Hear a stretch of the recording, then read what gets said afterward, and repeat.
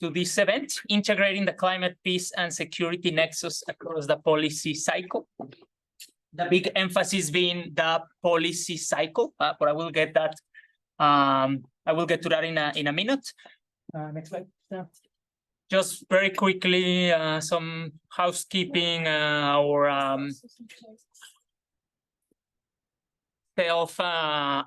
just so that you know who we are, basically. We are CGIAR Focused Climate Security.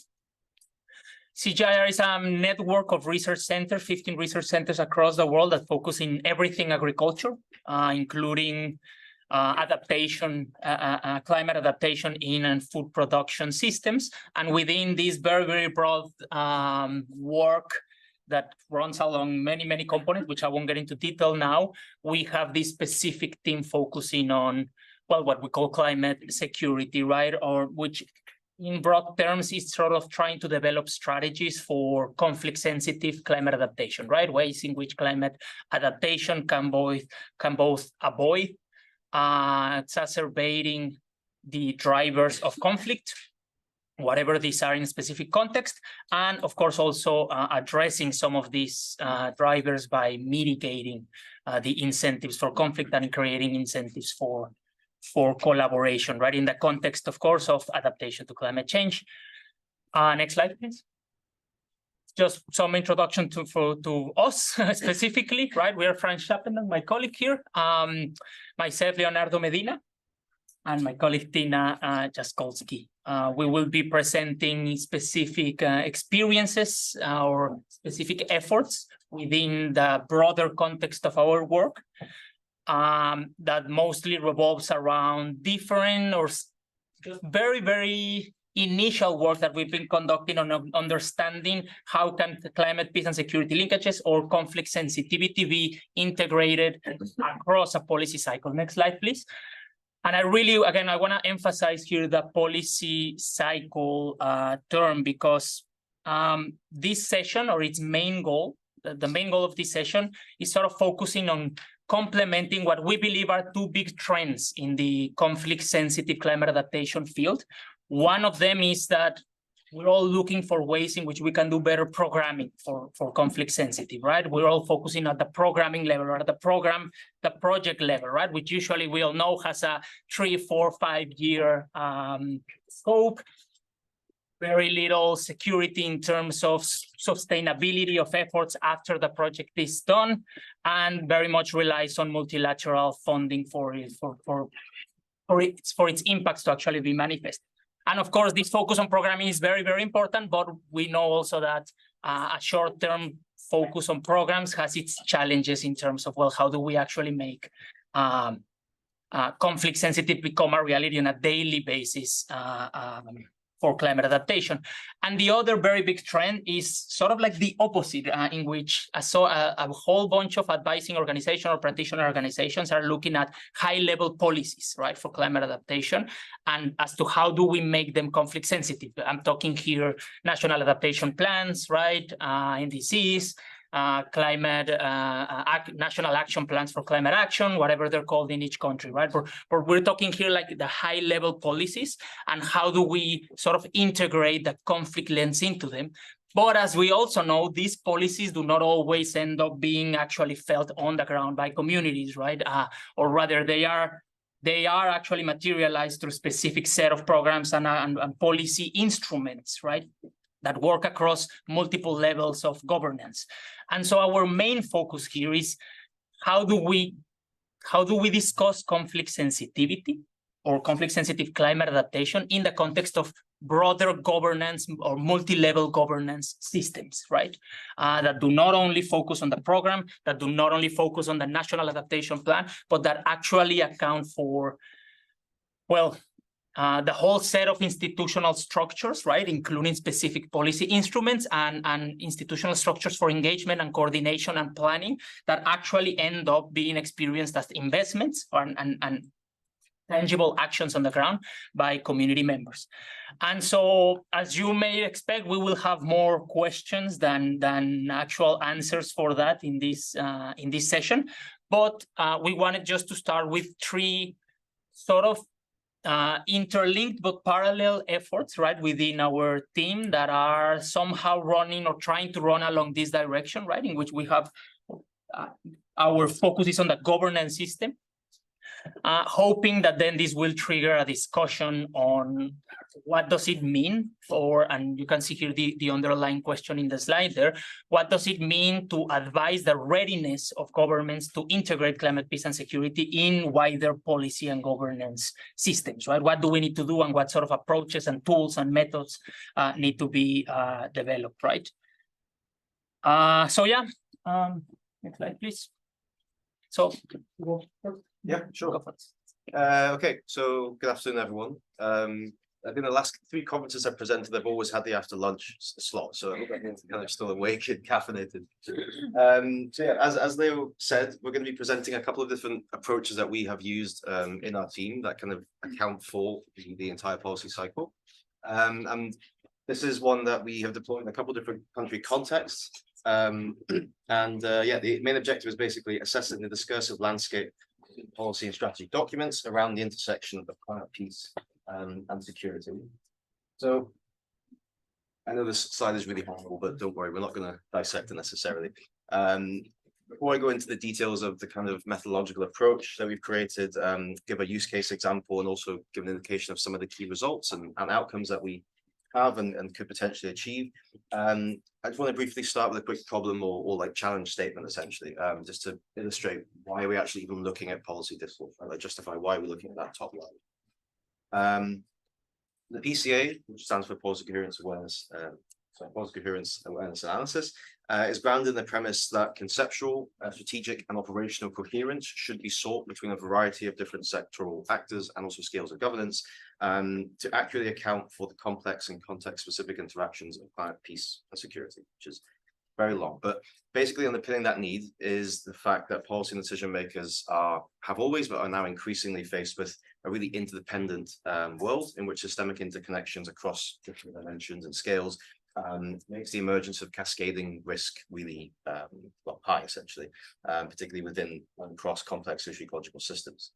So as you can see, and this is why we have this on the screen, the nexus of climate peace and security is by definition characterized by the interaction of variables from across a whole host of different dimensions: political, socioeconomic, cultural, environmental, obviously, all of which play a role in affecting how climate risks are distributed across different geographies, also across different affected groups, as well as how well-equipped various stakeholders that operate within a system like this may actually be to manage those risks in a non-competitive, collaborative, and peaceful way. The next is, of course, also characterized by a cross-scalar systemic interconnection. So we tend to deal with what's termed nested systems, meaning that those local socio-ecological systems exist within and are therefore affected by dynamics at higher level systems. So there's lots of knock-on effects. And finally, it's also important to realize, this is why we have the one on the right there, these relations and relationships tend to take place within feedback loops or self-reinforcing processing trends. So this is obviously termed like vicious cycles or conversely virtuous cycles that can push a system onto a trajectory of path dependence, really, and also that require an integrated set of interventions to really move the system onto a more sustainable trajectory. So yeah, like I said, these two maps just kind of sketched out that landscape, basically. And I said, we're not going to dissect it, but it just serves to highlight a few key operating realities, basically, when it comes to the development and implementation of policy. So firstly, just in terms of like few key points to take forward, any intervening context in which we're actually seeking to develop and implement policy or programming for climate action, conflict prevention, peace building, any intersectional complementarity between these is by definition complex and characterized by correlational relationships that span across thematic, scalar and temporal boundaries, right? So traditional approaches to policymaking are not always conducive to operating in these environments. These tend to sometimes still quite rely on narrow problem definitions that don't really adequately account for the messy landscape, in which reality can be sometimes quite hard to detect. There's sometimes a tendency still to operate on the basis of this idea of a policy problem or a policy puzzle, right? It assumes that the problem we're dealing with or the issue we're dealing with is well defined. We know where its boundaries are, and it has a specific solution that someone can actually put forward and work out, right? It's kind of like this mechanical approach to policy. Instead, just to briefly go back to this, I mean, if you look at this landscape, clearly this demands recognition that we're dealing with like a policy mess, basically, right, or a wicked problem. The climate change, the various ways it intersects with those system dynamics tend to be really unpredictable, really emergent in nature. So we don't necessarily have that clearly defined problem structure, a good sense of where the boundaries are. So in order to accurately account for all this, the components in the system need to be treated together, kind of more the sum is more than the constituent components, and dealt with as a whole. So this means that if we do continue to operate on the basis of these conventional siloed approaches to policy and program development, and really fail to ensure that multiple sectoral, multiple scalar stakeholders have the kind of risk mapping tools and the risk mapping approaches to really develop these kind of common systems-based understandings of a given risk landscape, particularly during the agenda setting and development policy stages, we're really unlikely to be able to develop a coherent, integrated policy agenda that can really be considered sensitive to the intersection of climate peace and security, basically. Secondly, a failure to do so, beyond actually just being ineffective, may actually do harm, right, if we're intervening in a complex socio-ecological landscape.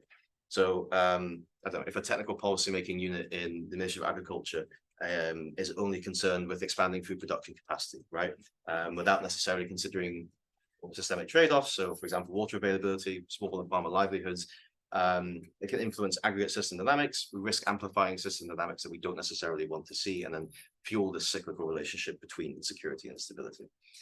And then thirdly, again, from a process perspective, really, it's clear the mandates that kind of, again, going back to this, not one single entity has the mandate to deal with all of this, right? We're by definition dealing with mandates that are spread across multiple ministries, multiple units within ministries, and also, again, across scales, so national and local authorities, for example, each of which tend to have their own targets, their own objectives, and their own ways of working. And so that means that we really need to consciously forge cross-sectoral and cross-scalar alignment through the development of an appropriate multi-level institutional infrastructure, as Leo was saying earlier, that actually has in place the institutional spaces, institutional processes, and also the protocols that enable the development of a nexus-based approach in practice and a nexus-based understanding that can really bind together, well, different epistemological communities, right? We're dealing with climate scientists, we're dealing with peace and conflict people. There's no natural way to, not natural glue to bind these together. So why is assessing policy discourse? I know we're going to come on to the actual analysis soon, I promise.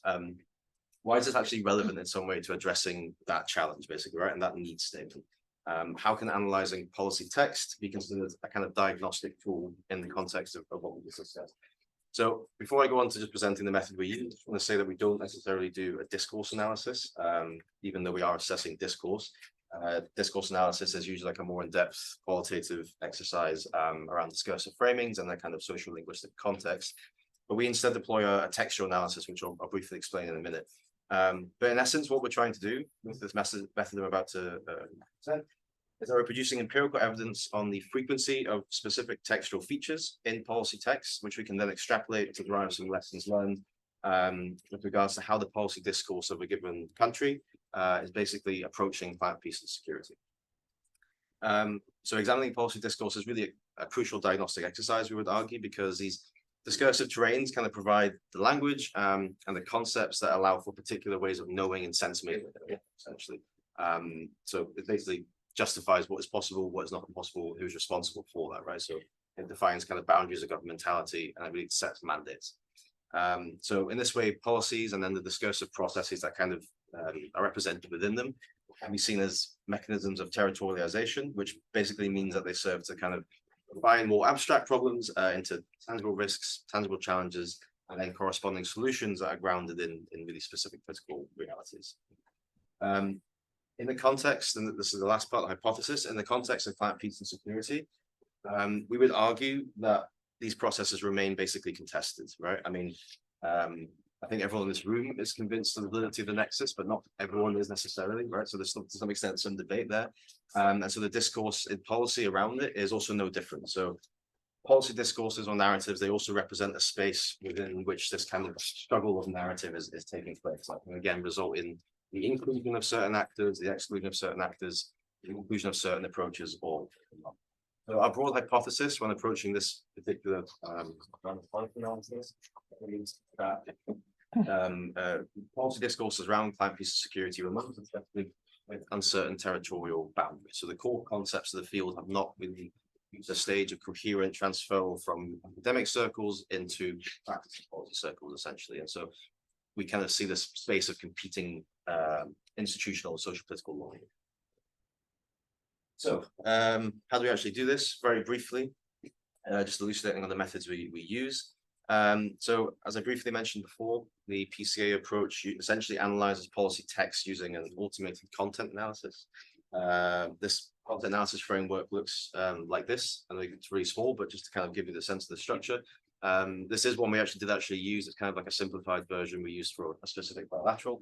But basically what it is that we create these overarching variables, so climate security.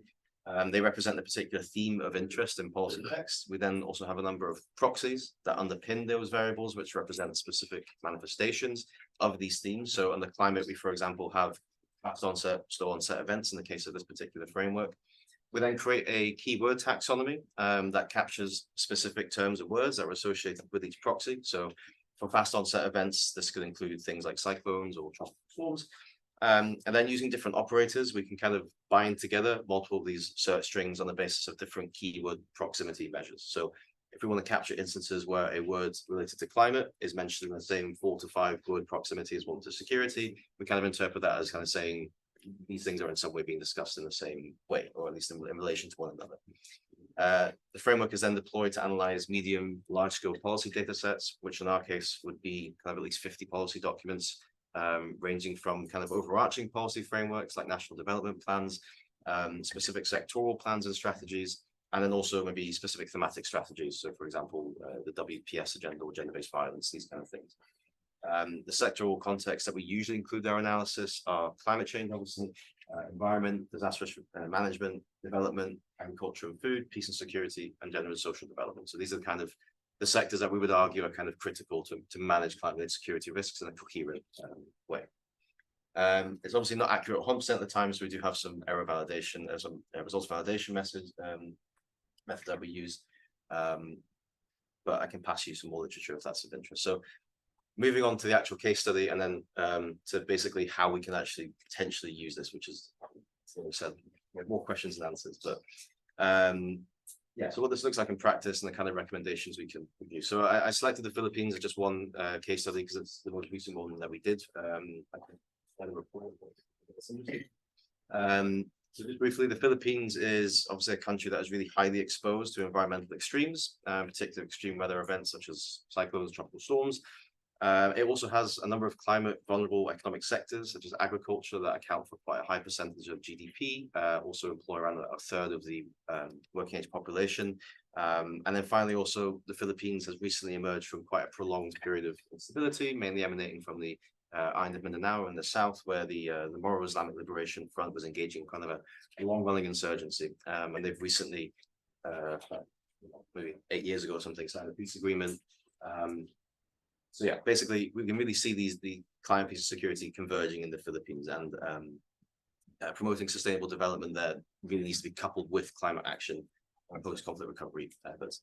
So a systematic textual analysis of Philippines policy discourse revealed a couple of main trends of engagement with the intersection. I just want to highlight a couple, not all of them here. So firstly, we found that although climate change and various framings of security are present across the policy landscape as distinct individual topics, the degree to which connections between these themes are explored is actually much more limited. So climate change is quite widely recognized across all sectors that we subjected to the analysis as exacerbating risks to human security, to livelihood security, for example, food and nutritional security, various mechanisms through which that insecurity may then actually in some way engender like more competitive or conflictual coping modalities is really underexplored in the discourse.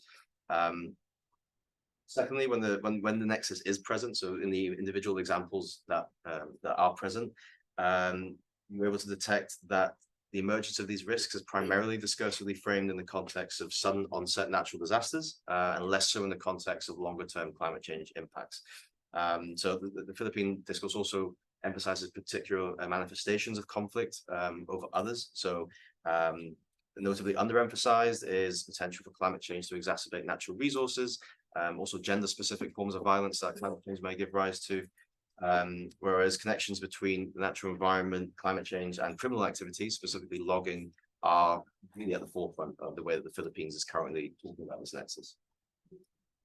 Thirdly, we found very little evidence of the kind of cross-sectoral deployment of relevant tools and approaches to ensure conflict sensitivity, basically. So the deployment of things like conflict analysis, pro-peace analysis, conflict mapping in climate environmental policies and strategies, basically non-existent. And similarly, very little evidence to suggest that things like climate projections or climate vulnerability assessments are present in peace and security documents. So a bit of a technical disconnect there as well. And then lastly, the degree to which various individual sectoral discourses around climate, peace and security are horizontally and vertically coherent with one another is again limited. So we find these, and this is something we find across all countries basically, that there's several clusters of cross-sectoral integration of policy sectors that are talking to each other essentially. So in this case, climate change and development were very well integrated. Peace and security as a sector is kind of on its own, right? So again, there's no evidence of interconnections here. And it's the same when we actually try to examine whether or not there is evidence in these policy texts of being in the same shared institutional spaces, right? So peace and security actors tend not to be present in things like national climate change committees, and vice versa, climate change actors tend not to be present in things like national security council, like comparable measures. So in short, going back to our original hypothesis, this essentially holds true in the Philippines. So not only do we find that the discourse around peace and security is somewhat underdeveloped, it's also evident that the conversation is being primarily driven by stakeholders in the climate and environmental spaces, which are either less willing or less able to actually explicitly recognize the potential links between climate change and conflict, and also obviously not well positioned to develop an integrated agenda for this. So I know everyone's falling asleep, so I'm going to go through these very, very quickly, but just to give an indication of the kind of recommendations that we can produce with this. So first one is a very standard one. We tend to recommend this across all country contexts, is to continue to engage in capacity building, right? I mean, it's very evident that although some individual policies do talk about this, most policies have basically no evidence of awareness in climate, peace and security. So we need to target the relevant technical units in the relevant ministries to basically continue to do awareness raising. Secondly, we also identified that in the context of the Philippines, we need to more effectively account for, strategically prioritize the needs faced by particular groups in the context of the Nexus. So we really found like striking emissions around how climate change may contribute to GBV, as well as recognition around smallholder farmer vulnerability. So we definitely need to build a more comprehensive evidence base on these topics, investing in research activities, focused on these particular vulnerable groups. We also then, and this is an indication of what we can do with the PCA, so we can also recommend really specific policy adjustments. So there's action point 2.2 of the Philippine National Action Plan on Women, Peace and Security, which although currently does call for capacity building initiatives around climate adaptation in post-conflict settings, we advocate that should now specifically include awareness around the intersection of climate change and gender-based violence. And then thirdly, we also need to very briefly essentially mainstream and find the appropriate protocols to use conflict sensitivity tools in climate and environment sectors, and vice versa, integrate climate projections and climate vulnerability assessments, these kind of tools, security strategies and post-conflict recovery strategies. And then finally, which is relevant to the actual discussion today, we recommend that the Philippines creates a more appropriate set of institutional arrangements for the facilitation of actual meaningful integration between climate action and peace and security policy agendas. So for example, we recommend that the Department of Environment and Natural Resources is actually made a permanent member of the National Security Council. At the subnational level, we really should have a lot more coordination between several of the key kind of planning instruments that exist at the local government unit level. So things like land use plans, etc. These are real opportunities to actually, at the really local level, find a greater degree of coordination between security planning instruments and climate action planning instruments. Okay. Just some outputs. Like I said, we've done this in a couple of other settings. That TV is permanently given up the ghost now. So yeah, I'd encourage you to check them out. We're very hard to summarize everything that's said in the 15-minute presentation. So if you are of interest there. But then these are just some of the key challenges and questions that I think we're hopefully going to take forward into the discussion later. So as Leo said, this is kind of one method that we have across the whole policy cycle, right? And it's an open discussion. We don't necessarily have all the answers, but one key thing that we struggle with when we do these kind of assessments is how do we translate the report level recommendations, which can be as expansive and as comprehensive as we want. How do we actually turn them into structured advocacy efforts that are capable of having meaningful impact, right? I mean, I give you some examples. We can recommend specific policy changes, updated policies. We can change the way that different planning instruments are, or recommend that different way planning instruments talk to each other. But this is easier written down than actually done, right? So how do we overcome that, guys? And then exactly the similar thing is overcoming the disconnect between probably just including things like policy language, updating policy content, and actual implementation, right? There's still this gap between that talking about climate security and then there's actually meaningfully being present on local climate action plan, basically, right? So again, what's the role of this kind of policy assessment basically in facilitating that kind of change? Where does that situate? Yeah, I'm going to stop here, I believe. Yeah, thank you. Before we move on, are there any immediate questions for Frans from the presentation? Yeah, just a very quick one, I guess. With this analysis, which policy documents did you look at? Was it just the NAP, or was it, if I understood it, was a bit broader, right? It's much broader. Yeah, exactly. Were these then mainly climate-related policies and strategies, or did they also include, for example, also on the peace and conflict side?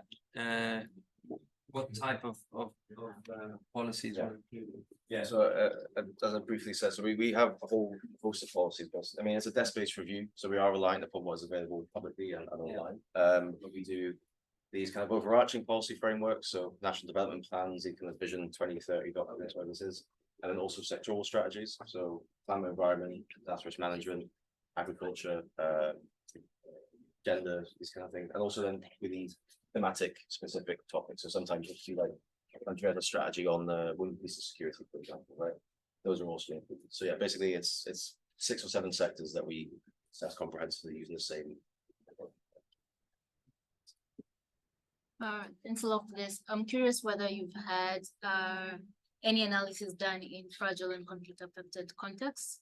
And also, what are some of the policy documents that you've looked at in those kind of contexts where in most cases, some of them do not really have any solid, tangible, policies in place.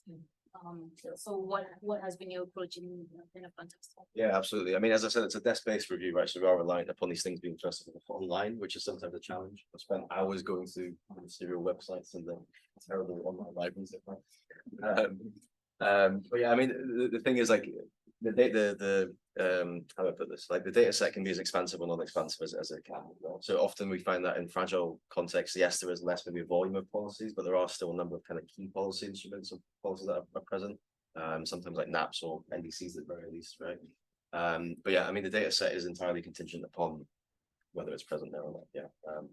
We have done this in a couple of other fragile settings using a different framework and specifically looking at climate change mobility and conflict fragility, that intersection. But yeah, like I said, it just kind of differs per country concept. There was one question over here.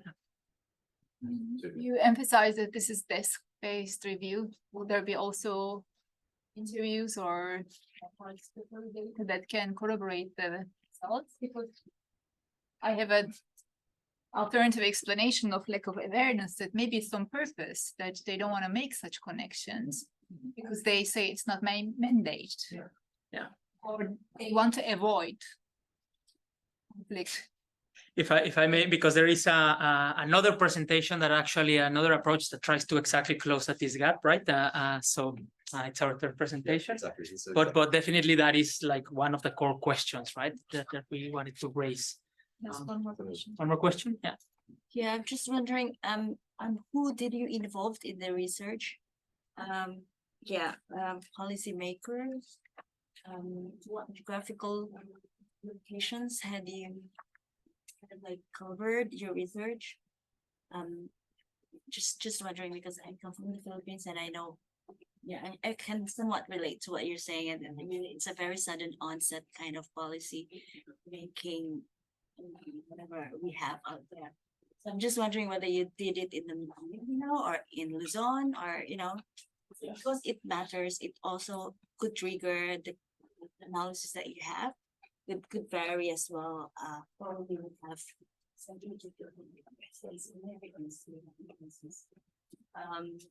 As well as Mindanao has these conflict actors that you have mentioned. So I was like assuming that you did it in Mindanao, but there's a lot of a kind of disasters or kind of other phenomenon happening in the it's more extreme and climate change out there. So anyway, so that's just my question, because there are different conflict actors as well in the other parts of the Philippines. Yeah. And security is more in Mindanao. So I'm just wondering, sorry, just really curious about it. Yeah, there was no. So I mean, the data set we have for the Philippines was all national level. So we didn't actually include any LGU documents, mainly again because of just the data availability. Right. I mean, it was kind of patchy, basically. Like we didn't want to include a random sample of or LGU kind of targets. And then yeah, I just used the Mindanao example as a way just to illustrate the confidence of the kind of the trajectory that the Philippines is on. I know it's not just exclusively related to Mindanao. And in terms of, I think you said as well, who do you do the analysis with, right? That was the question. So yeah, it's entirely desk-based, and this is also why I think we want to have this conversation. Is like you identified as well, like what additional steps could we take to promote uptake, right? Which I think we'll go into in the second. Yeah. Yeah, so I mean, one thing that we do with the results from this sort of analysis is start engaging some policy actors, right, through workshops, through multi-stakeholder workshops. In the case of the Philippines, we've been mostly specifically in Mindanao, actually, engaging with OPAPRU, engaging with the committees for the normalization process, for the transformation of the former MILF camps, and the different policy actors that are involved in this program, mostly led by OPAPRU. And sort of like trying to use the different work, and actually what we're about to present also engages took place in Mindanao, as to how can we actually use these results to start advising actual decision making in policy, right? But as Frans says, it hasn't been a super straightforward process, right? So, I mean, in this presentation that Frans just presented, we focused on the high-level policy challenges, right? How do governments actually, or what sort of challenges are there for governments to formulate policies by integrating a conflict-sensitive approach? Now we'll go to the other, all the other side of the question which we started in terms of what are the tangible challenges for actual climate adaptation programming that communities themselves told us would be a little bit hard just by addressing, through programming strategies, right? And so for this presentation, we're going to focus on a research project, right? We call Community Voices on Climate Peace and Security, that basically conducted participatory appraisals with community members across 5 countries, and specifically 14 communities, right, distributed across these countries, in which in general terms we try to understand how do people actually experience the compounding threats of conflict and climate or environmental issues. Our goal here is not to actually determine a degree of causation, not even a degree of correlation, right? As has been the focus of a lot of the field of climate security, but rather just to understand, right, what is the human dimension of this interlinkage? How do people describe their experiences on a daily basis while facing, both environmental and climate-related issues and different forms and intensities of conflict. And of course, we wanted to assess how do communities actually react to these compounding threats, and how can we actually build upon those reactions, those already present capacities and those experiences to actually design programming practices for conflict-sensitive climate adaptation, which is a form of environmental peace building, right? Also by accounting for a very big focus on institutions, right? On the way that resources are actually made into commodities or are made into tenure systems or are made into, right? And the decision-making processes that actually give access or fail to give access to those people who actually rely on resources. So we really wanted to have a sort of like a political ecology lens to this research. Also to understand how can actual environmental programming tackle some of these structural issues that constrain or that act as incentives for conflict. And as we'll see, we found a lot of barriers to actually doing that, right? And I want to focus on that specifically and see if you have any experiences on that. These are just the locations that we actually went to. We were in Guatemala, Senegal, Kenya, Philippines, specifically Mindanao, 3 locations, and Zambia, specifically the southern province. For logistical reasons, we can only do 2 case studies in Zambia, but the rest are 3. So in total, we had 14 case studies. I won't describe the 14 case studies, obviously, right now, but I will very briefly focus on 3. If you want to see a little bit more results from this or a little bit more detail, there's already some outputs available called Community Voices on Climate, Peace and Security series, 1 per country. We're only missing now the Mindanao, Philippines one, which is in the process of being published. There's already a peer review paper under the Environment and Security Journal, and another peer review being analyzed and hopefully published soon, right, depending on the reviewers' opinions. But yeah, just in case you're interested in looking at these results more in detail. Now, for this presentation specifically, I would very, very briefly focus on 3 case studies that really, in their own way each, represented in what I perceive as very, very clear challenges or barriers to actually programming environmental peace building in this context. And we're going to really focus on those moments where because we have, during the assessment, we have this whole phase in which community members actually come up with their own solutions, right, for environmental and resilience, resilience building efforts that are capable of mitigating some of the identified drivers of conflict. And so for this presentation, I'm going to focus on those moments where, okay, so we have this problem. How do we have this solution? How do we implement it? And there was like an uncomfortable silence in the room, right? Because nobody actually knew how to tackle that. It was so structural that it was like, oh, it's very hard to do this, you know, the community level. And so, yeah, so I'm going to focus on those specifically, right? Just wanted to say that. So just starting with Guatemala. Here we're talking about the Maya Chorti indigenous peoples. This is an indigenous peoples in the south of Guatemala that pretty much relies on milpa, this traditional food production system that combines maize with corn that has been around for thousands of years. It's a little bit culturally eroded, but it's still the main staple food production system of the Maya Chorti populations. Again, just a word of caution, I'm going to be super simplistic in the way that I describe these case studies, right? Because of the interest of time. So some of the things that I say, of course, they're always in a more complicated, more complex setting, right? Just keep that in mind.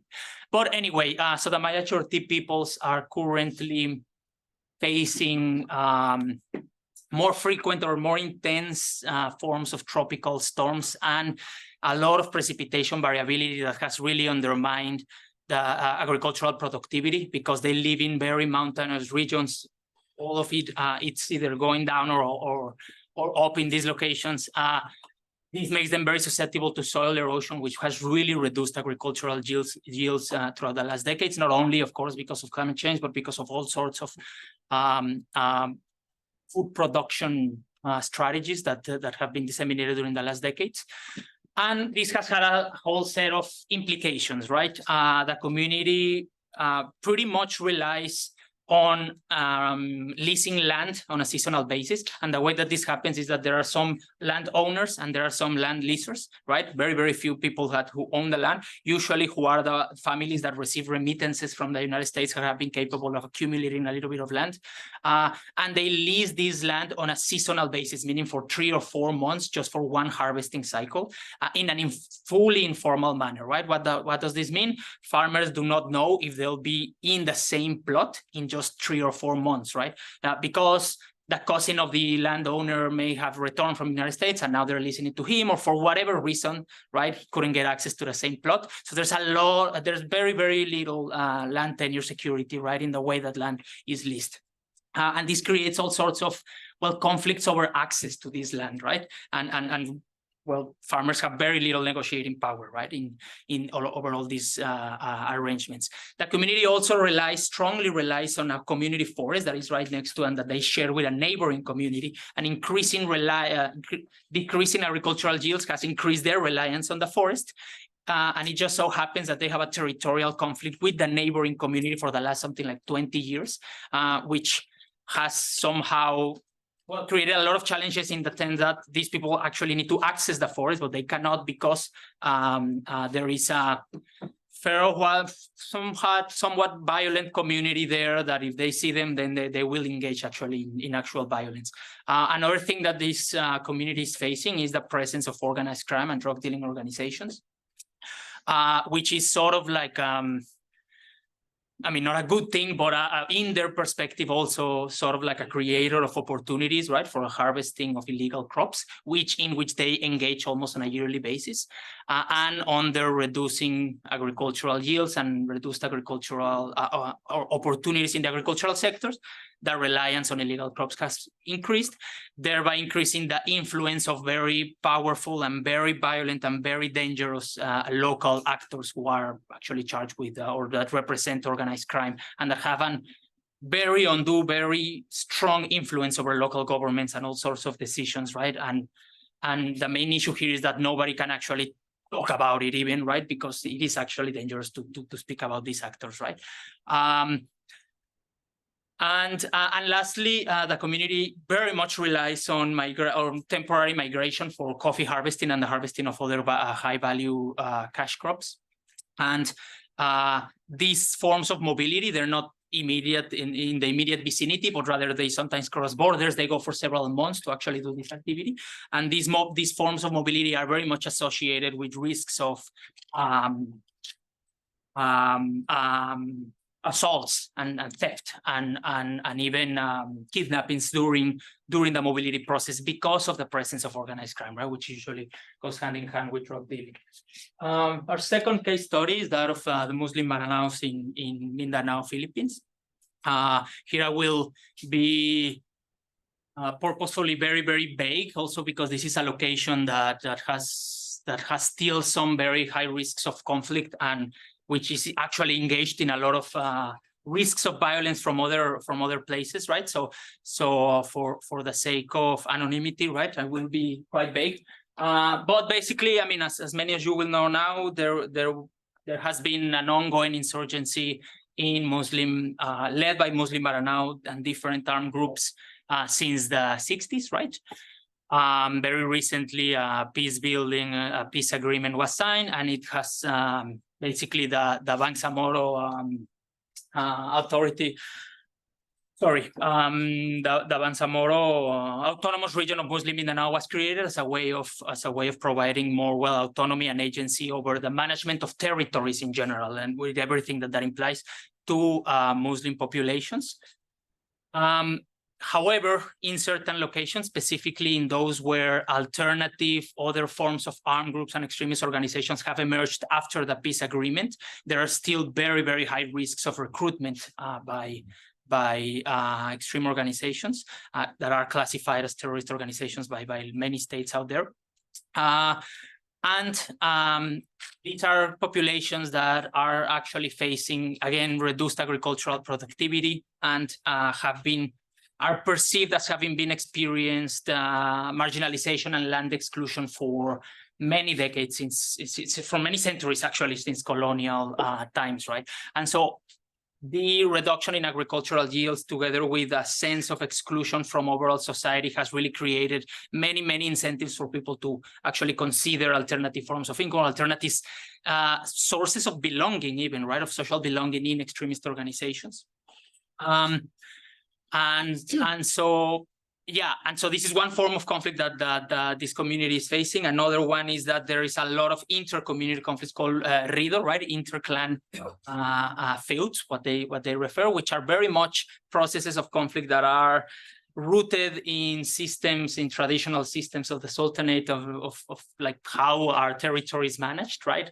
And represented, and that are the product of very complex forms of institutional multiplicity, whereby traditional and legal systems engage and are somehow there tailored by local elites towards, well, own personal gain through political violence and through actual violence between clans, right?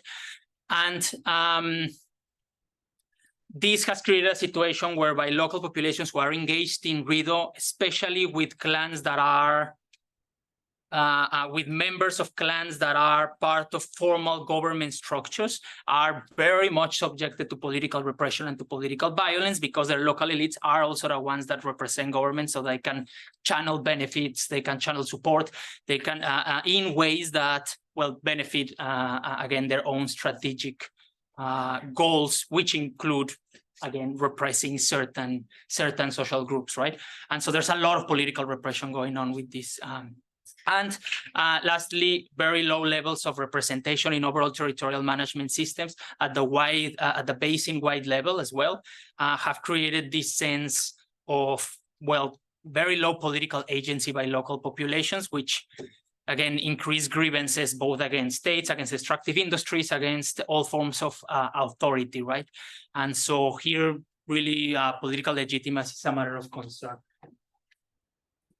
And our last case study here, it's the Yaku indigenous peoples in Laikipia, Kenya. These are a group of pastoralists that basically they rely on pastoralism, right, which has been threatened in a very, very, very big sense by recent droughts and then floods, but more recently in this region of Kenya, and which rely on one of the most important protected areas or for conservation in Kenya, Mukogodo Forest, which is like the last dry forest of this size in Kenya, and which represents a biodiversity and a conservation hotspot, right? And this forest is an amazing case study in whereby local indigenous communities have been granted the sovereignty to manage these resources according to their own plans, through collective action institutions, through all sorts of committees, right? And civil society organizations whereby they create their own management plans, but ultimately they do not own these resources, right? Because they are, this forest is a conservation unit, a protected area. And because of that same reason, they don't have the resources to actually, or the capacities to manage incoming pastoralist groups from the northern regions that are also subjected to drought, whereby these pastoralist groups enter the forest searching for pasture, searching for water, and it creates all sorts of conflictive dynamics through cattle rustling and village raiding that have actually become very, very violent in this region, right? Displacing many, many thousand people. It also, the loss of pastoral livelihoods because of drought, because of flooding, has created this increasing need over the forest, or to extract forest resources, right? Mostly through charcoal production, which creates all sorts of conflictive dynamics between those in the community that want to preserve the forest or that work to preserve the forest, and those who, well, rely on the forest for an income, and has increased the sense of, or the fears of eviction from the Kenyan government, because again, this is a protected area. They do not own these resources. So at any moment, they can actually be evicted because of conservation goals, right? And this is a very, very daily concern for these people, right? Yeah, so just to finalize here, some of the things that when we were talking about solutions, they came up with all sorts of ideas for the protection of agricultural livelihoods, for the collective management of natural resources, for the restoration landscapes together with other ethnic groups, and all sorts of ideas that are very much in line with environmental peace building, right? But there were a few that really were key to the solutions that we were proposing. But then when we started discussing, okay, and how do we actually make this a reality? Then it became very complicated to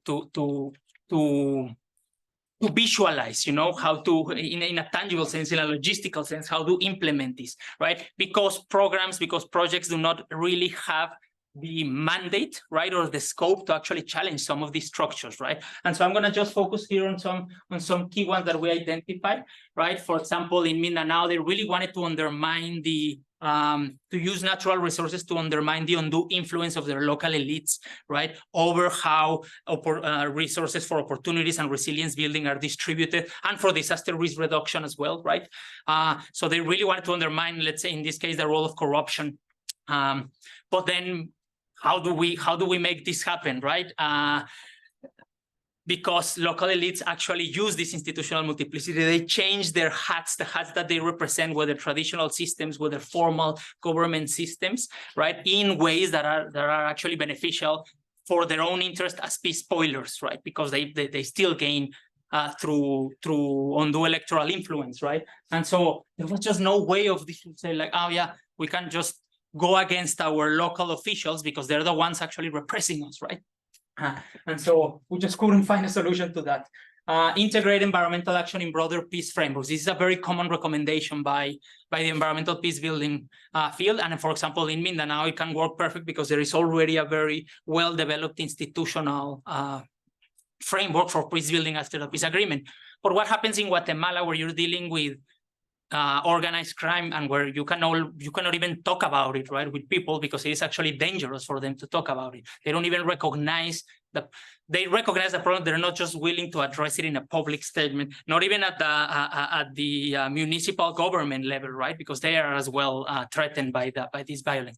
And so if there is no institutional broader peace framework to connect environmental action with, what can you actually do, right? How do you follow this environmental peace building recommendation? Recognize historical legacies of exclusion and colonialism in a very big problem in Kenya, which we didn't mention there clearly, but was that political elites are actually instigating violence for territorial expansion, right? And so ethnic group or electoral processes have sort of combined with identity processes linked to identities linked to territories, and this is pretty much a legacy of the colonial system, and undermining the influence of these political elites over the instigation of violence for territorial expansion was something that just we couldn't really find a clear strategy to address, right? Some more clear institutional practices that we couldn't address fully in certain locations. Clarify resource tenure with communities. This is again a very basic recommendation from environmental peace building. But what happens, as is the case in Kenya, when policy frameworks are not flexible, because we are actually talking of a protected area, right, whose conservation status cannot be changed through a legislative process. Maybe it can, but nobody knows exactly how to actually do this just through a single project, right? A 3-year project that starts touching into actual legal systems, right? And so there was just no way in which we could help, or not help, but like think of strategies with communities whereby a change in the legal status of a resource, of an ecosystem or a territory could be pursued for the purposes of environmental peace building, right? What happens in a very clear recommendation was increasing institutional channels to seek accountability and justice, right, for those in power, but in contexts whereby people are being physically subjected to repression and violence from local elites. Just mentioning this can be actually very, very dangerous, right? And so again, in this context in Mindanao, we couldn't find this clear strategy for this. Foster collective action at local levels for environmental and conflict management. Of course, this is a very one that is basic for environmental peace building, but in contexts where people have been subjected to chronic violence throughout decades, as in the case of Guatemala, first through a civil war, then through violence by organized crime. We're talking like 50 years of whereby people's trust in each other in the community has been eroded to the extent that they no longer can speak of any of the problems because they're afraid of gossip, right? Because gossip will lead to, will end up reaching organized crime, and it can be dangerous to you, right? So how do you even start, you know? This was very hard to, and for the interest that I'm going to stop here. And so what's the argument here? We've seen how the challenges at the policy level to formulate policies. We've seen some of the barriers to actually use programs to tackle some of these issues posed by the environmental peace building programming objectives. Now we're going to discuss perhaps an approach to actually working with policies, with specific policy instruments to sort of try to connect these two levels, right? And focus more on governance systems, right?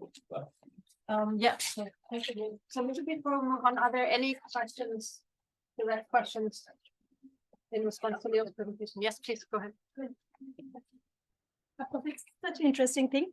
And because it's I mean, the first Guatemala is talk about the resource conflict. Let's put it like a community versus community. I mean, as I work also in this such like this community appraisal, and I work my PhD is also on a qualitative approach. I'm super keen to know that what is the dynamics between the interpersonal and inter-household conflict within a community over a resource access.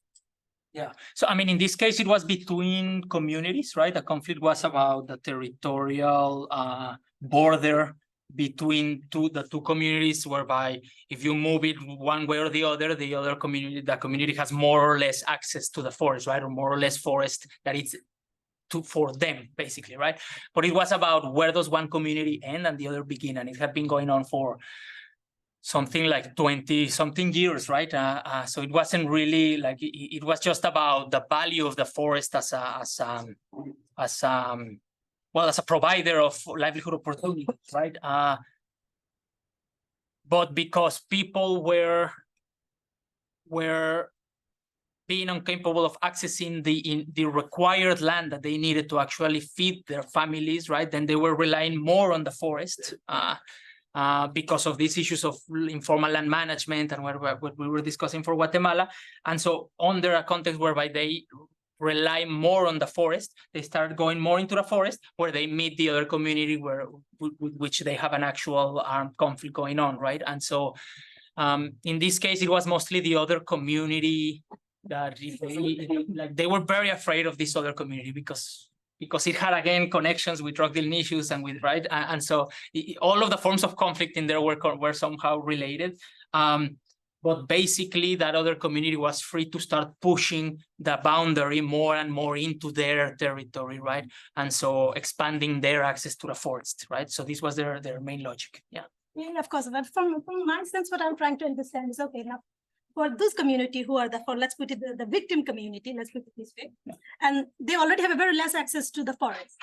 So the community people, whoever, let's say the 50 people in the community. Yeah, okay. Now the resource competition within this 50 people is also very high at this moment. Yeah. How about the conflict dynamics among? Yeah, I understand. Yeah, okay. So this was happening a lot in Kenya, for example, right? Where more and more people were relying on the forest and they were actually fighting within their own community as to like, hey, we shouldn't be exploring the forest that sense, also because we're going to be kicked out of the forest, right? But in Guatemala, no, it hadn't been the case that they were actually fighting amongst themselves, right? Mostly because they have very highly developed forms of community development councils across Guatemala that are, in this case, very legitimate at the community level. And so all of the issues that they face within the community, they actually treat them through this institution, which is also another example of how if you have local authorities or community authorities that are very highly legitimate, then you're very capable of handling this kind of conflict. Whereas in the case in Mindanao, where they really they see those people as their enemies, right? As the causes of conflict, as the repressors. And so they have no opportunities for organizing even within the community to actually start tackling some of these issues. And so in this case of Guatemala, they use this institution as a way of really coordinating amongst themselves, right? Yeah. I think there was one more question before we think we. Yeah, thanks a lot. It's Thomas from Oxfam. Actually, well, first of all, congratulations on these Community Voices series. I've read them. They were very refreshing because, as you said, a lot of it is about the causal relation between climate and conflict, and this was one of the few where I can see, okay, community voices are being raised and found. My question is about more your methodology, because at Oxfam right now we're also about to pilot several assessments at local level on climate conflict and fragility. We're currently designing our key informant interviews and our focus group work. I was curious to hear more about how your community sessions went, and if you could speak a bit about the types of methodologies you used, but also the sensitivities you encountered. Yeah. Okay. Very fast, and we can speak more in detail afterwards if you want. But we basically did this review of participatory methods for climate vulnerability and participatory methods for conflict analysis, right? And we sort of merged them together, right, into this 1 week approach. We usually stay 1 week in each of the communities, conducting focus group discussions. This is a discussion dialogue-based methodology. We don't add in, as of this point, this specific research project did not add surveys, did not add anything. It's just a set of community conversations with community members, separated both men and women, right? To capture, and we have facilitators for men and women. We have another set of publications that will be coming that specifically address the gender question, right, for the data. So these reports that I showed, they do not have a focus on gender, but there will be other publications that are specifically about that. And we basically do the same structured approach in all of the 14 communities. We do, we start with a transect walk, just getting to know the place, talking with a bunch of people, talking with the local authorities, just a set of interviews there, but like in the territory, right? Just walking the whole day. And then we start with the focus group discussions with a historical timeline. We map the history of the community as perceived by people, but by mapping climate, by mapping conflict dynamics, by mapping socioeconomic development, and blah, blah, blah, and political systems. We then do a mapping of a single year through a seasonal calendar, right? So we just map all livelihoods and threats, including both conflict and climate and environmental issues along the year. And this is also where a lot of the responses start coming up, right? How do people react to each of the threats that they identify? We ask this question. Then we do problem tree, right? So we identify some of the core conflict dynamics that are happening, and we do a conflict analysis on them by doing a root cause analysis.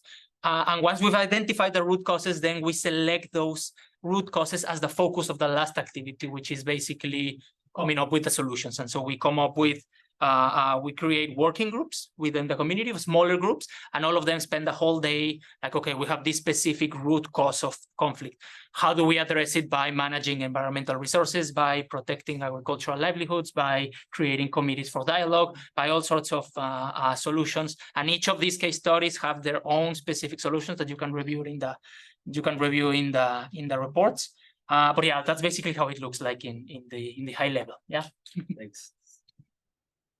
I think we have to keep it quite short. We're like a little bit behind our own schedule, but maybe just very briefly. No, I think just wanted to on the sensitivities. I think the political and cultural sensitivities are also factored in, right? Yeah. So there's a lot of conversations on how cultures, how political systems, how institutions are actually, especially in the problem tree part, are actually like serving as drivers of either conflict or collaboration. And we really try to identify that. Second paper that I said that is hopefully going to be available soon. It really grabs these same 3 case studies and identifies what are the institutional drivers of conflict, what are the institutional drivers of collaboration, and how can we, capitalize on the collaboration drivers and undermine or mitigate the conflict drivers. By focusing on institutions, right? By really tackling the way processes are, or decision-making processes and access to resources, and in general, overall policy systems, both at the community, but a little bit broader sense also. I think in the interest of time, we probably have to move on now. Hopefully we'll have a bit more time at the end to discuss a little bit. I just wanted to briefly introduce another approach that our team is working on, which is called the Climate Security Governance Analysis. And we basically realized, I mean, you've heard, what Frans and Leo have been presenting, that there really was a gap in terms of understanding how we can really bring peace and security into governance approaches. Even as a team, we realized like we don't really have a clear indicator system on when a government would have done a good job on this, right? I mean, at what point would you say peace and security have been successfully mainstreamed into policy and governance approaches and systems? So we thought we really needed a better kind of understanding and indicator system for, on the one hand, measuring existing systems, but on the other hand, also informing future, or like informing governments on how to do this. I mean, as CGIAR, we're not just focusing on research. Our research is supposed to be used by partner organizations, by governments. So we often get asked how do we do this? How do we bring peace and security into our policy approach? And we need to be able to help people how to do it, right? So we thought we really have to develop like an indicator system that allows us to measure and advise. And we also realized that there really is a lack of institutional knowledge on how to do this, right? In an operational sense. I mean, you've heard from Frans and Leo how complicated this can be in different settings. So we really wanted to come up with a tangible framework for assessing and for advising. And the research process here is basically we did a targeted literature review. We developed an indicator set out of that literature review. So I can just briefly show you. I mean, we had a lot of search terms. So we really searched for the combinations of these different terms across, you know, basically key terms across the policy cycle. And from all of those publications, we kind of summarized all of their recommendations on what would make, you know, a policy and governance approach conflict and peace sensitive. So from all of those, we kind of picked out the different recommendations to come up with our own proposed indicator set.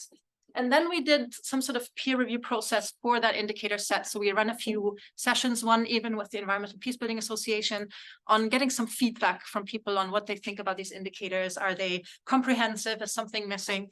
And then now we want to actually test, you know, these like test a policy instrument and see how peace and conflict sensitive it is. I mean, that's not possible just on paper, right? Because we have some indicators that are de jure, so the system should do X, Y, Z. But then we have de facto questions like, is it actually doing that, right? So a lot of times in policy, you have things that are written on paper, but they're not really happening in real life. So like there will have to be some actual research on the ground, and we're embarking on in August on some field research in Kenya to actually look into this with more interviews with policymakers and stakeholders. So just very briefly, the analytical framework. So you can see on the right, the policy cycle, right? You're probably very familiar with that. So you have agenda setting, policy formulation, then implementation and review, and then should theoretically just continue like that. We decided to lump agenda setting and policy formulation because in the literature, they're often very much combined.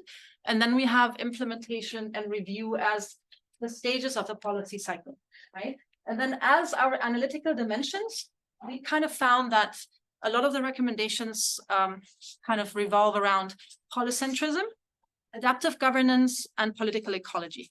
I go more into these one by one right now, but like those are our main kind of headings to organize these indicators. And then under each of these dimensions, we formulated a set of criteria, which are listed here. And then under those, a set of indicators. So basically we can then measure would a policy instrument, like, does it actually do all of these things, right? And if not, what is missing? So this is giving us a little bit more of a sense of, you know, how can we actually begin to analyze a system like that?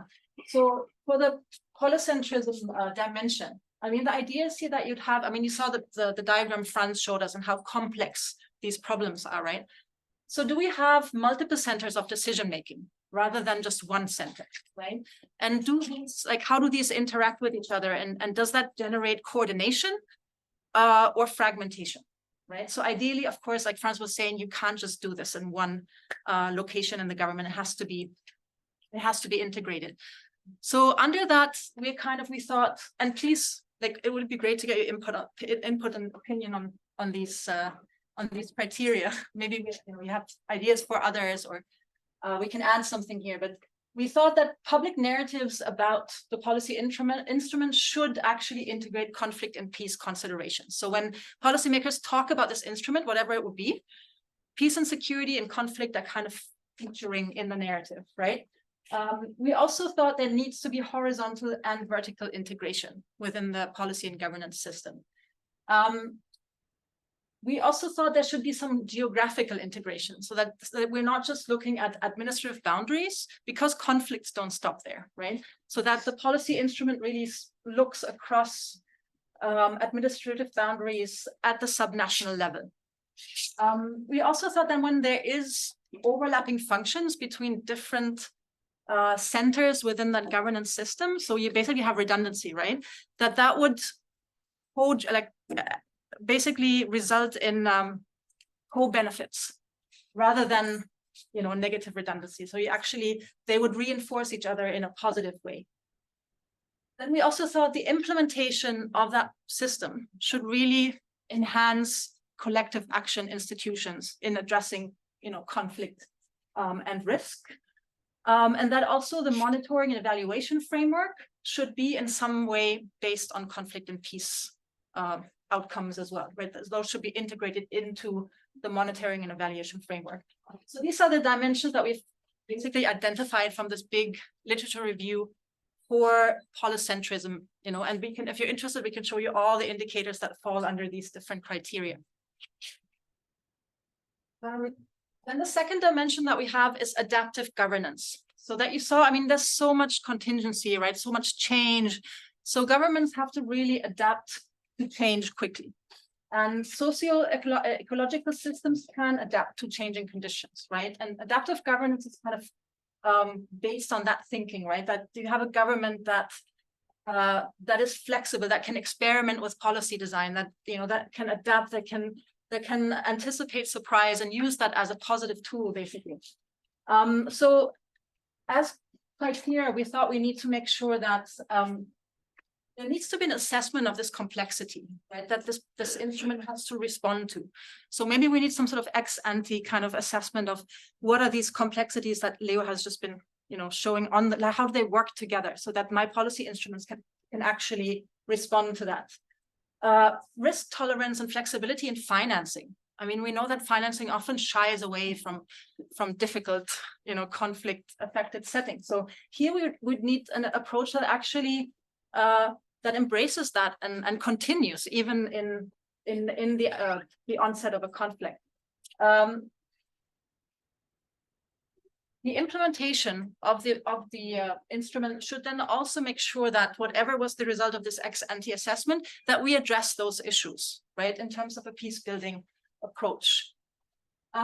Then feedback loops, making sure that we're getting information, that we're sharing, that that there's a constant flow cycle of information so that the policy instrument can remain flexible, can adjust to changes on the ground. So there needs to be sharing and also better institutional capacity on enabling that sharing, right? Making sure that there's a multiplicity of players that are really interacting and intersecting and sharing this information. And lastly, the last dimension is political ecology, right? So we've heard also from Leo now, there's so much, so much of the problem is actually anchored in structural inequality, in the way that political economic structures and power relations drive environmental change and risk and intersectionality, right? So we thought a policy instrument that is conflict and peace sensitive should actually, in its narrative, address structural inequality, but also in its implementation. That in this horizontal and vertical integration that I talked about before, that we actually make sure that we include social groups that are currently marginalized, that are not included. So there's a conscious effort to bring in groups that are affected by structural inequality. Also that we try to actively enhance the relationship. So if a policy instrument gets implemented on the ground, that I'm actively trying to improve relationships rather than, destroy them, basically. That I try to, in the way that I make my implementation decisions, that I actively tackle structural inequality. For example, the way that I hire, the companies I work with, the incentives I foster, so that I'm actually working against the structural inequalities on the ground. Monitoring and evaluation frameworks should also somehow account for structural inequality. And different social groups, specifically marginalized ones, should play an active role in the monitoring and evaluation process. So these are the three kind of larger dimensions that we thought, would be a good start for measuring a system like that. And again, if you're interested, there's a whole list of indicators under those. And we'll see how it goes. Those are not set in stone, and it would be wonderful to hear back from you also what you think about them. We still want to learn on how to best, do this. We're just about to go to Kenya in August, where we're reviewing a particular policy instrument, the County Climate Change Fund, which is actually a very positive example for a decentralized approach to governance in the context of climate adaptation and conflict sensitivity. they have this public fund that's designed to finance local adaptation, but it's managed at the discretion of the county level. So it's very localized, right? So there's like these climate change planning committees, and specifically at the ward level, which is even under the county level, these committees play a really central role. So we're hoping to work in 3 different locations in Kenya. You can see them on the map there. And we're going to be reviewing key policy documents that are related to that policy instrument, to this climate change, county climate change fund. And we'll be using basically a coding structure in Atlas TI that is based on these indicators that I've just presented. Then on top of that, we'll be going into the communities and carry out some key informant interviews with people who are involved in these committees, who are involved in somehow developing and implementing this policy instrument. And then we get to this distinction between the de jure and the facto, right? So even if the instrument says, or on paper, it sounds like it all sounds great, like talking to the people, we might find out that actually it's not implemented in that way on the ground. We'll have focus group discussions. And then also we want to do a quantitative survey with community members and beneficiaries of this instrument to see how are they ranking, how are they evaluating the implementation of this policy instrument. And then we'll be analyzing the data in Atlas TI. So this is the plan. We hope that this is going to really help us develop something that is more tangible, not just for analysis purposes, but also to inform governments or advise governments on how to bring peace and security into their policy instruments and governance structures. Yeah, that's all for me. What's the third county, sorry? So we have Kitui, Isiolo, and Wajir. So these are the three places where we're planning to work. Yes, please. This is fascinating. Learning a lot. I'm curious, how would you apply this analysis, and especially the last dimension of it, to a context where the government or governing authority has no interest in inclusive policies? Yeah, I mean, for this instrument that we've just presented, number one, it's an assessment tool, right? So I can look at an instrument in a setting like that, and it would just score very badly, right? Specifically, maybe on the political ecology side. And I think the second step then would be to really, talk to governments on how to make sure. And I think, Leo has a lot of stories from the field on, how working against kind of the set structure can be quite hard. So we really wanted to start this specific tool, start applying it with a mechanism that could, from a first assessment, theoretically could actually create the conditions for conflict sensitiveness to emerge. And so we looked at those mechanisms that are pretty much complying with the locally led principles for climate adaptation. These are a set of principles that really pretty much try to go in line with our 3 theoretical dimensions, but not specifically from a conflict perspective, but rather from a participatory, from a multi-level, or sort of like empowering local populations to make decisions on adaptation. And so to try it out, we basically actively search for that mechanism that already was or seemed quite positive from these principles, rather from this criteria.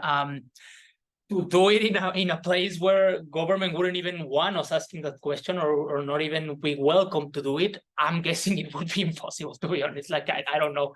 We would have to limit ourselves to like document reviews, whatever is available, and just make judgments based on that, right? But yeah, as Tina says, most likely we'll just score very poorly in all of the indicators, right? Yeah.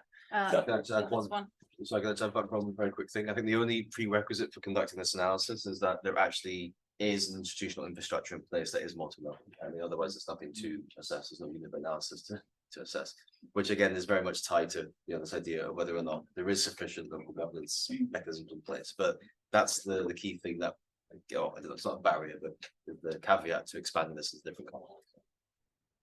So that I want to. Yeah, thank you, colleagues. Mine is very quick. Just if you can clarify, how do you select case studies? How do you select the country? How do you select within the country? How do you select the communities? I'm very curious to hear what are the characteristics or the indicators that you look at for making those selections. I'm going to pass that on to you for Kenya. Yeah. Well, the country It's just to be very plain there, very transparent. It's just the focus countries of the project that it's funding us, right? This is the climate resilience initiative by CGIAR, and it's already the 5 countries that I showed for the focus for the fieldwork experience. These were the 5 country focus for the program. To select the case studies at the local level, it's always through a local partnership. We always all sorts of this research, including the CGIAR, including the fieldwork, we always organize it through a civil society organization. That has either national or regional presence, and that somehow is, even if they're not calling it that, is already addressing somehow interlinked issues of climate or environmental issues and conflictivity, let's call it, right? Different forms. And so we make a partnership, and then we just explain the overall goals of the objectives of the research, and we select case studies that may be appropriate. So there is and this is just very transparent also as well in the methodology, there is a bias of case study selection, right? In the sense that, okay, which location may be relevant, let's call it, for conflict sensitive adaptation, right?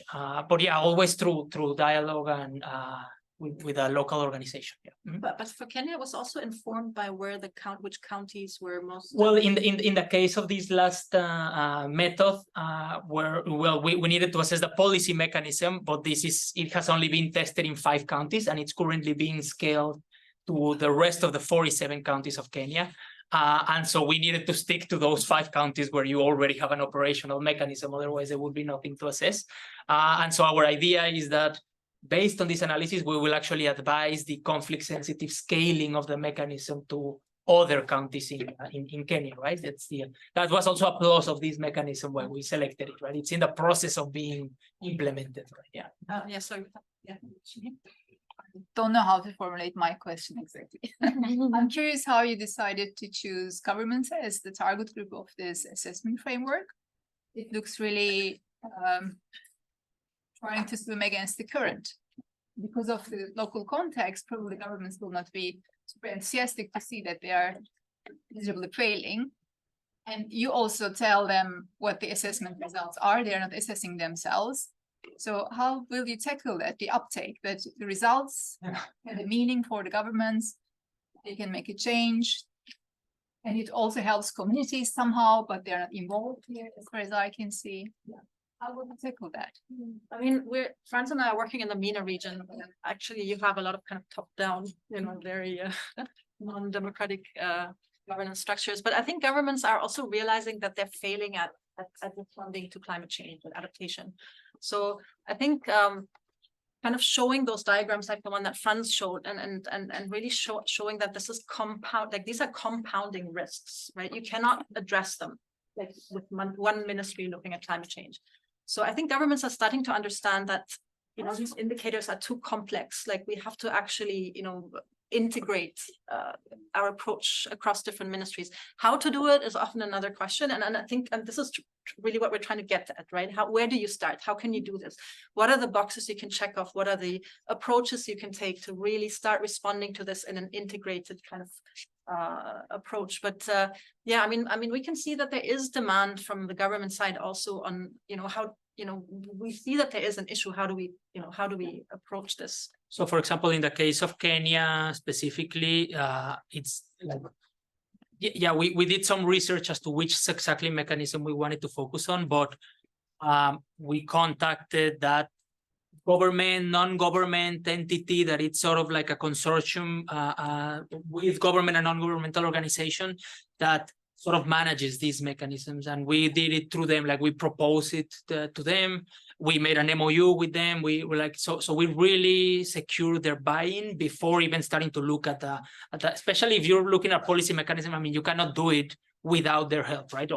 There's so many documents. We have signed an NDA already for that we cannot share a lot of the specific information. But in general, they were very, very willing to, when they heard the objective of the research, they were very actually open to the research question, right? And to exploring it together with us.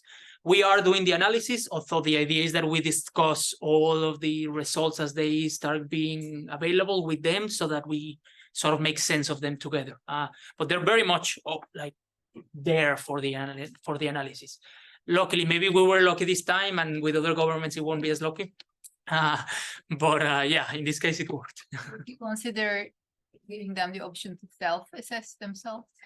So Or do you want to do it? I mean, for example, one thing that we agreed is that they would be co-authors of everything, right? And they would actually like be part, like this is a research that we're doing with them. But from the start, we did say like, but we are doing the analysis, right? Like we actually did talk about it, and they agreed like, yeah, like we have independence, right? To say whatever it is that we find, basically. But I think eventually, I mean, like us hoping that this will be applied, right, by governments. I mean, we would eventually, like, I mean, the situation would be that governments have these indicators and can actually plan and self-organize according to those, right? To make sure that they're bringing peace and security more into their approach. You also talked about ex-ante, ex-post assessments. If you aim for such sustainability of the tool or the framework, it sounds like they need to understand the indicator. Exactly. Where do they? Exactly. Yeah. No. I mean, we're trying to be transparent, and we're trying to share this. I mean, the point is to share this with government. I mean, this is not a secret methodology, or the opposite, actually, right? We want governments to apply these, these indicators. Diego, sorry, you've been waiting. Yeah, thank you. Actually, the question, the double question for Frans, for yourself. First, in terms of the policy coherence, Frank, any thought of trying to tag that search for coherence along an integration of SDG 16 and 17? Because they give you measurements at different levels, right? And they give you integrations, and they give you benchmark. So maybe that's what the way in which you say whether governance by indicators gives variance or not in terms of where the indicator goes, right? Would that be a possibility in your data? If you say maybe, then it's interesting. Because if that is the case, that framework can get into what you were mentioning about the complexity analysis. That remains a black box, right? How those things interact inside that black box. But then you have the quantitative measurements to actually get into the black box and start making it into a measurable framework. I mean, the three approaches that we've just presented, they're all interconnected, right?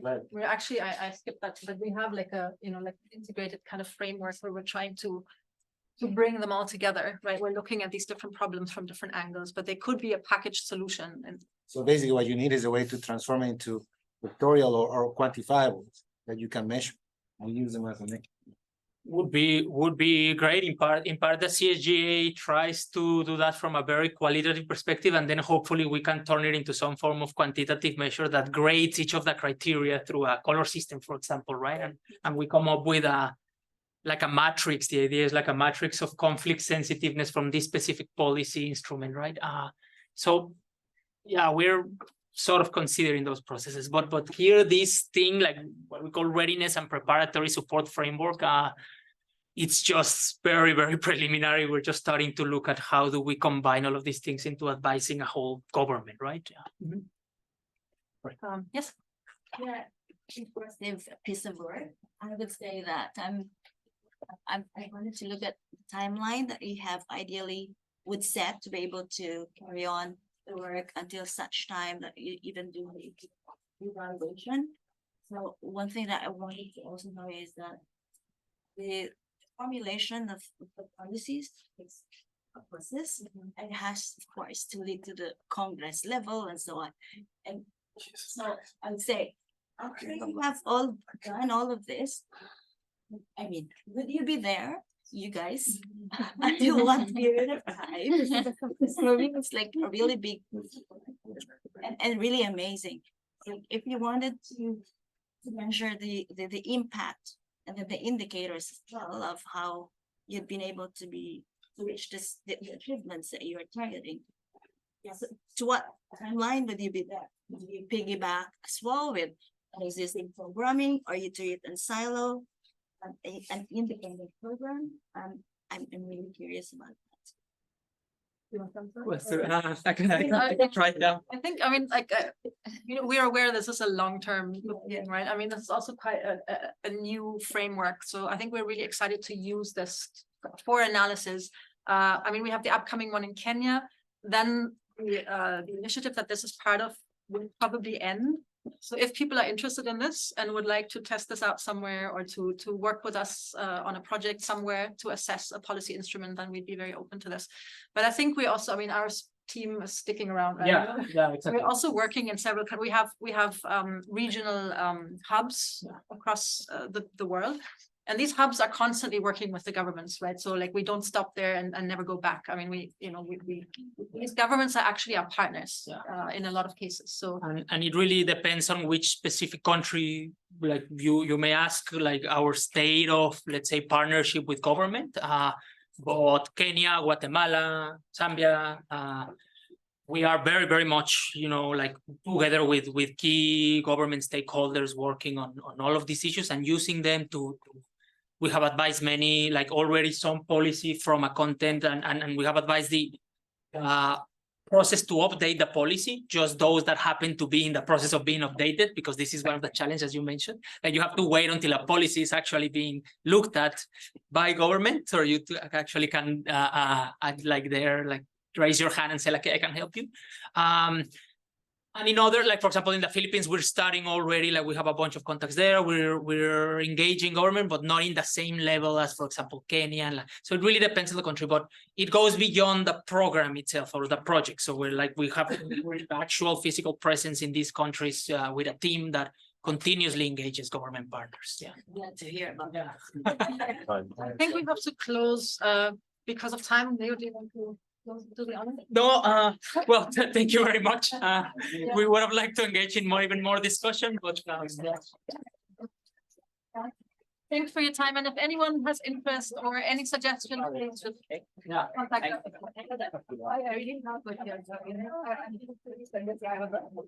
No, those are I work with this kind of framework with assessment. That's why I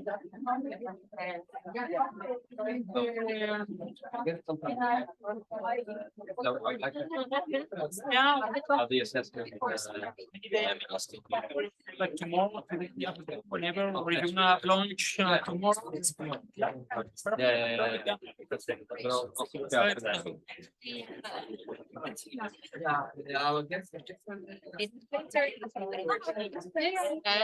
really like it. And we also have this